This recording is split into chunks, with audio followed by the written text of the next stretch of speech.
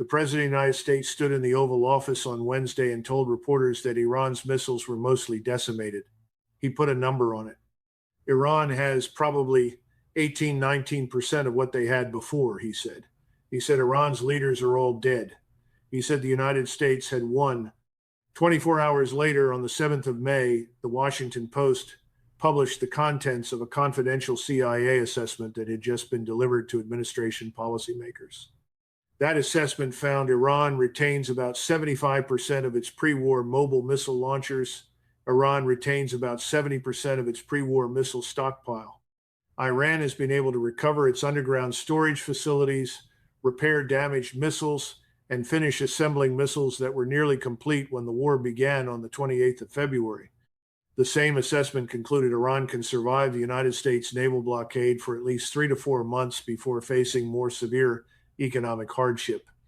The president's 18, 19% and the CIA's 70% are not rounding errors of the same number. They are two different wars being described to two different audiences from two different rooms in the same building. One is the war Donald Trump is selling to the American public from a podium. The other is the war his own intelligence community is quietly briefing him on behind closed doors.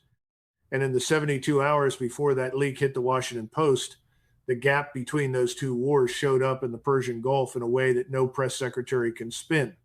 Over the next few minutes, I am going to walk you through exactly what that leaked assessment shattered, why Project Freedom, the operation Trump announced on Sunday, collapsed inside 48 hours, why Saudi Arabia and Kuwait closed their airspace to American jets, why Iran shot down a $30 million Reaper over Qeshm Island the same week, and why the price of all this is now sitting on every gas pump from Los Angeles to London.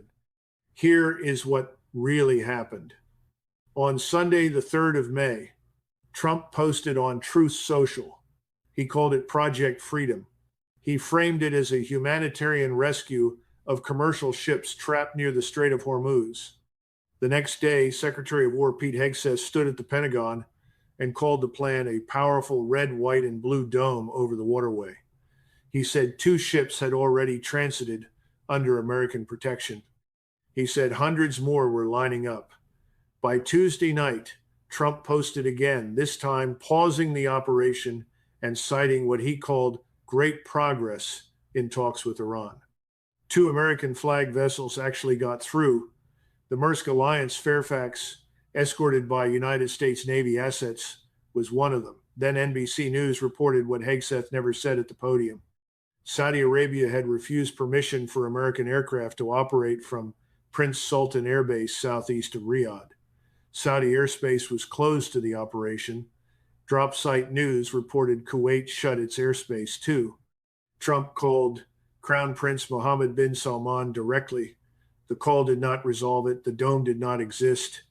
Quick before we continue, thanks a lot for tuning in. Your support is what keeps this show going, and I appreciate you watching. As always, please make sure to subscribe and like the video so more people get to see this. Now, here is what we know. Most people think Project Freedom was paused because Washington heard good news from Tehran. The reality is the operation collapsed because the closest United States allies in the Persian Gulf would not put their bases or their airspace on the line for it. The White House publicly called it great progress. The diplomatic cable behind the scenes was a refusal letter from Riyadh and a closed door from Kuwait City. The leaked Pentagon and CIA assessments published on the 7th of May simply put the story on paper. Iran has not been broken. The blockade has not crushed it. The missiles have not been decimated. The American claim that the war is essentially over is contradicted in writing by the people whose job it is to tell the president the truth. Stay with me, because what happened next inside the United Arab Emirates exposes the architecture of this crisis. Inside the same 48-hour window when Project Freedom went up and came down, Iran fired what the UAE Defense Ministry counted as 15 ballistic missiles and 4 drones at Emirati territory.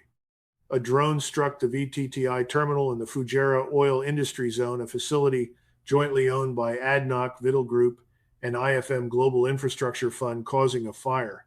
Several workers at the site sustained injuries. The list of vessels hit in this single week reads like a global trade map. On the 4th of May, the HMM Namu, a 38,000-ton cargo ship operated by South Korea's HMM, exploded near Al Quwain. The crew issued a mayday. 6 South Korean nationals were on board.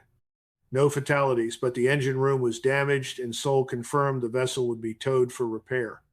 Same day, an Abu Dhabi National Oil Company, very large crude carrier of 300,000 tons, the Barakah, took 2 drones while transiting the strait. The UAE called the strike piracy. On the 5th of May, the CMA CGM San Antonio, a small container ship operated by the second largest shipping line on Earth, was struck by a cruise missile and crew members were injured. Same day, a Chinese-owned product tanker marked China owner and crew was attacked off the UAE's Algiers port, ending Iran's earlier guarantee that Chinese-flagged vessels would be allowed safe passage. On the 6th of May, the MQ-9 over Qeshm, Iranian state broadcaster IRIB, confirmed the kill within hours. Tasnim and Fars News pushed the wreckage footage onto every Iranian feed before nightfall. According to COSCO Shipping Technologies tracking platform Diaudubal, no commercial vessels at all transited the strait between the 5th and the 6th of May. Only one small Omani passenger ship recorded movement. The UAE Ministry of Education shifted schools to remote learning from the 5th of May through the 8th of May. That is not the posture of a regional ally operating under a functional security guarantee. That is the posture of a state that has quietly concluded the American security architecture in the Gulf is not delivering what it promised. And here is the part nobody in Washington wants to address. The single airframe Iran shot down over Qeshm Island carries a unit cost of roughly $30 million. The Pentagon has now lost 24 MQ-9 Reapers since the 1st of April, putting the running tally above $720 million in unmanned aircraft alone. That figure does not even include an MQ-4C Triton that the United States Naval Safety Command quietly logged as a crash on the 9th of April, a separate platform with a unit cost near $250 million. The unit cost of an Iranian Shahed-style loitering munition sits in the low 5 figures. By comparison, the United States has been losing platforms valued at $30 million to $250 million per airframe. That cost asymmetry has strategic implications for the sustainability of the current operational tempo.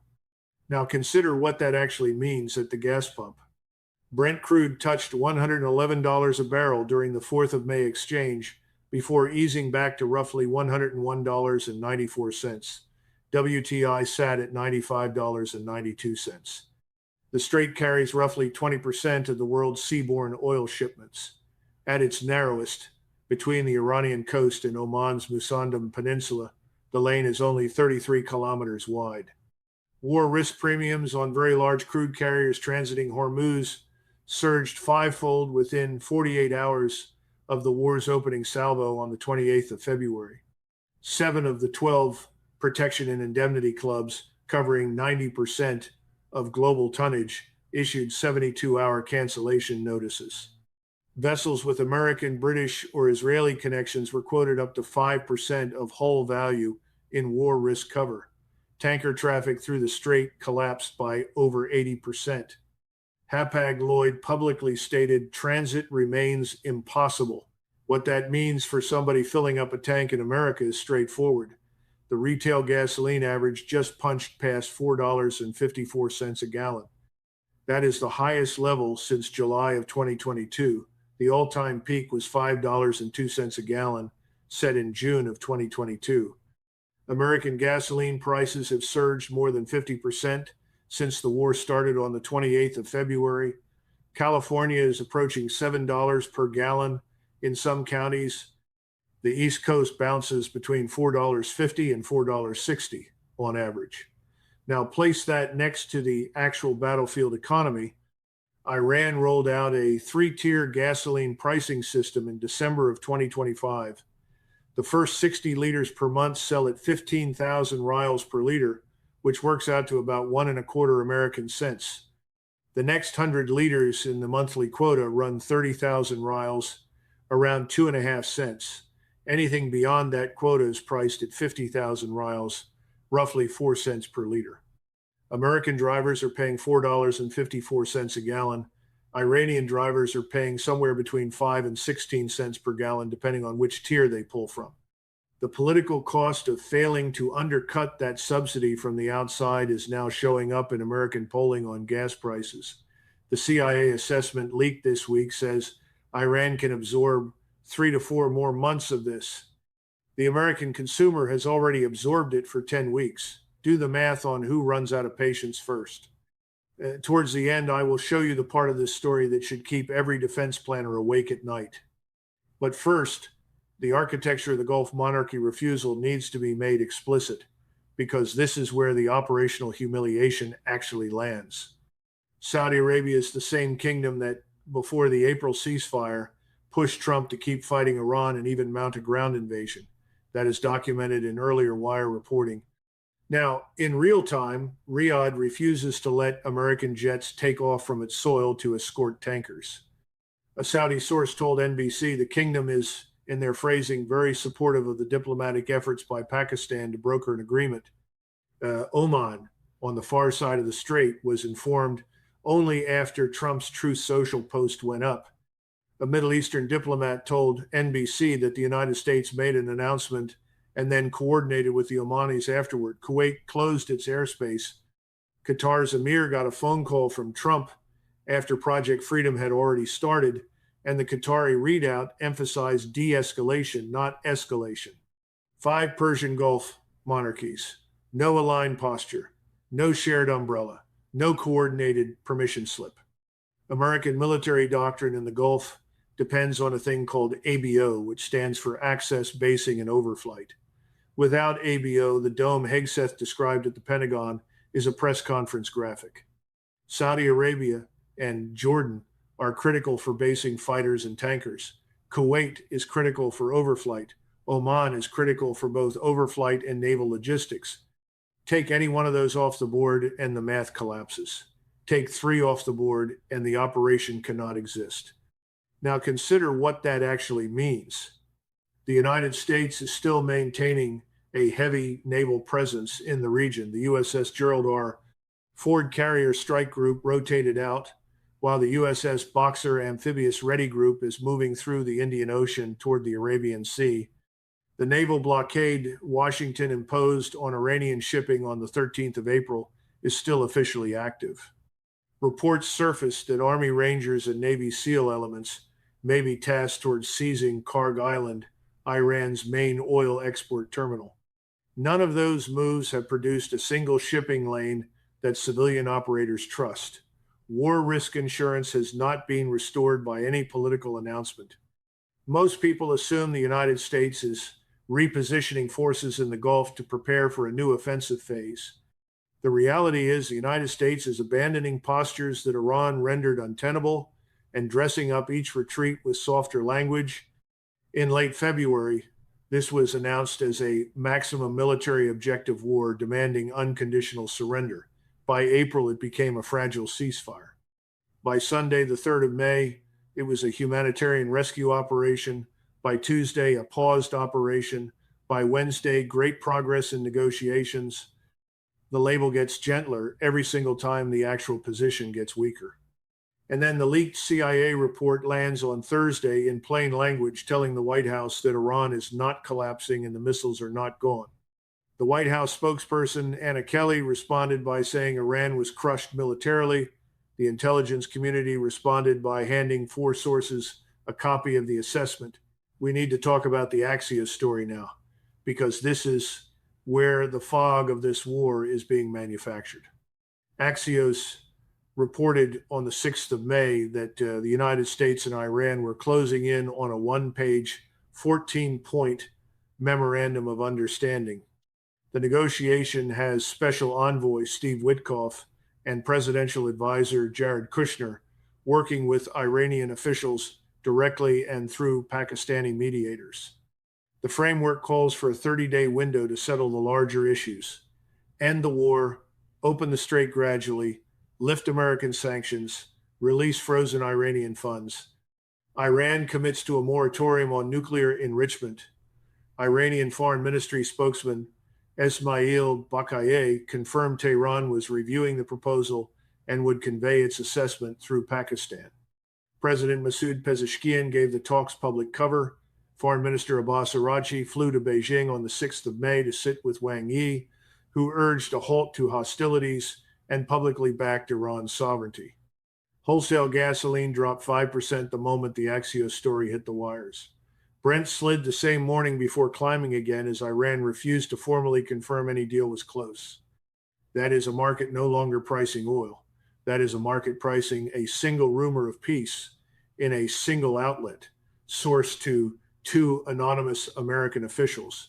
Then on Wednesday, Trump posted again on Truth Social, there will be no deal except unconditional surrender, followed by what he called the selection of a great and acceptable leader for Iran, signed off with the phrase, "Make Iran great again." That post landed in the same news cycle as the Axios memorandum story. Two contradictory narratives, same hour, same White House.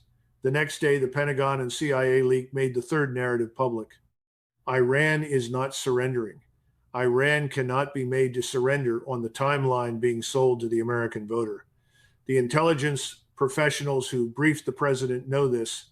They put it in writing. Somebody inside the building handed that writing to the Washington Post. And here is the dimension nobody wants to calculate out loud. The IRGC publicly disputed the American claim that two commercial ships transited the strait under Project Freedom, calling the claim baseless. Iran's Revolutionary Guard stated nothing crossed at all. That is not a small disagreement over numbers. That is a disagreement over whether the operation was happening on the same map. 26 South Korea-linked vessels remain stranded in or around the strait.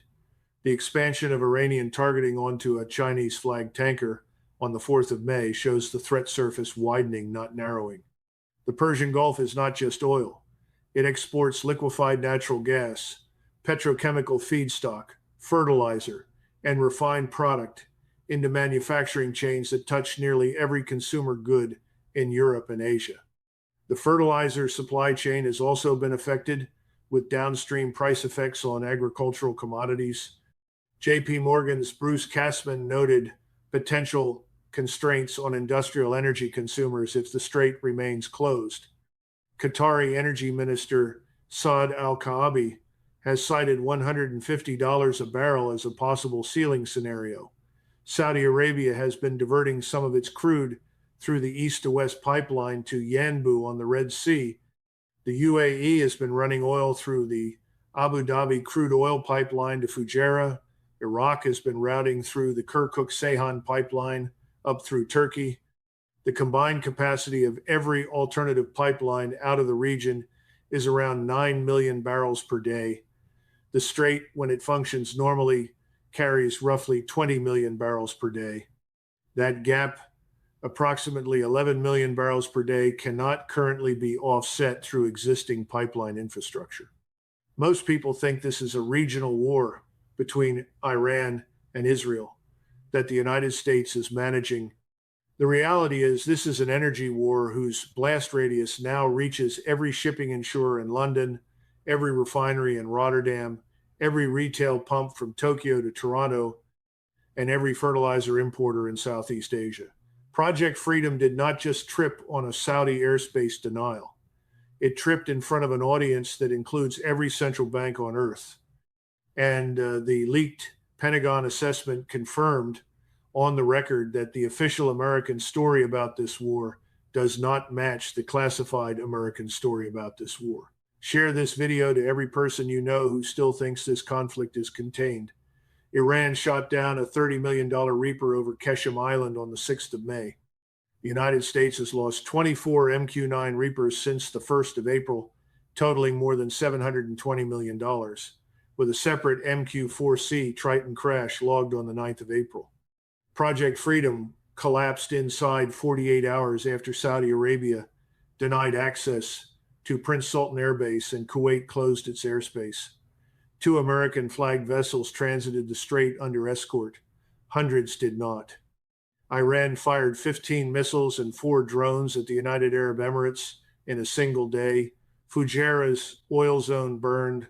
UAE schools went remote through the 8th of May. The HMM Nemu exploded near Al Quwain. An ADNOC, a very large crude carrier, took 2 drones. The CMA CGM San Antonio took a cruise missile. And American gasoline hit $4.54 a gallon, the highest since July 2022. Iranian drivers are paying between 1.25 and 4 cents per liter. Brent crude touched 111 before easing.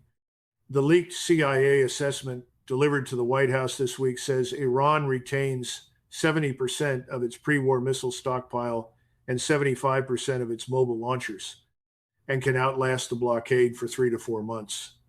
The president said in the Oval Office that Iran has 19% left. Those numbers cannot both be true. One of them is the briefing he is reading from. The other is what his own analyst wrote down. The question is not whether the United States is losing leverage in the Persian Gulf. The evidence on that is already settled.